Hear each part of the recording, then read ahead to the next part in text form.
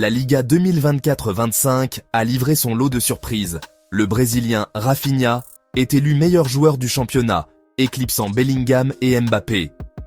Kylian, transféré au Real, remporte le trophée Pichichi avec 31 buts et s'adjuge le soulier d'or européen grâce à son total de buts en Liga. Il devient ainsi le 3e joueur du Real à remporter ce soulier d'or après Hugo Sanchez et Cristiano Ronaldo. En Ligue 1, Ousmane Dembélé a dominé la saison. Au PSG, il termine meilleur joueur et meilleur buteur du championnat de France, 21 buts, et porte le club vers un quadruplé historique. Ligue 1, Coupe de France, Ligue des Champions et Trophée des Champions. Premier sacre européen du PSG, il met fin au règne de Kylian Mbappé, sacré lors des 5 éditions précédentes du trophée UNFP, et Dembélé est élu meilleur joueur de la Ligue des Champions après avoir totalisé 14 contributions, buts et passes, lors de la campagne victorieuse. La Ligue des Champions a aussi vu le Barça briller offensivement. Rafinha y inscrit 13 buts, terminant meilleur buteur de la C1, ex-aequo avec Serhou Guirassy, et égalant le record du club pour une seule édition. Barcelone remporte en parallèle le championnat d'Espagne, soulignant le retour en force du club catalan. Le jeune Pedri s'illustre également par sa régularité. Il est élu homme du match à 3 reprises en C1, établissant un nouveau record. Côté records individuels, Mbappé fait parler de lui. Il a été désigné homme du match 16 fois en Liga, un record de régularité.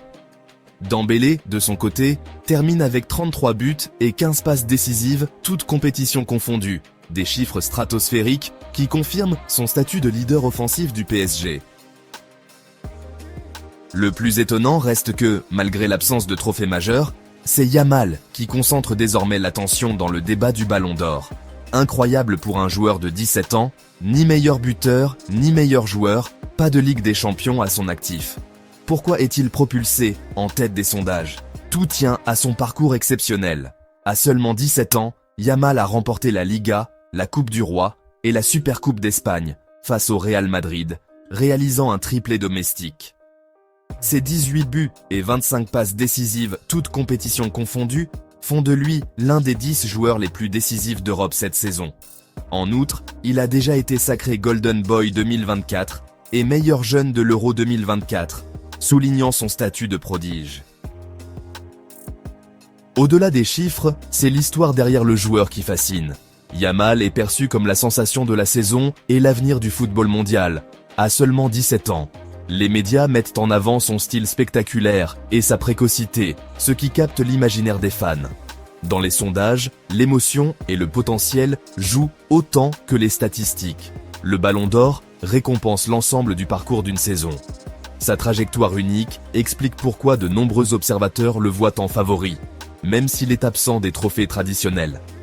Mais est-ce que cela est suffisant pour être Ballon d'Or ?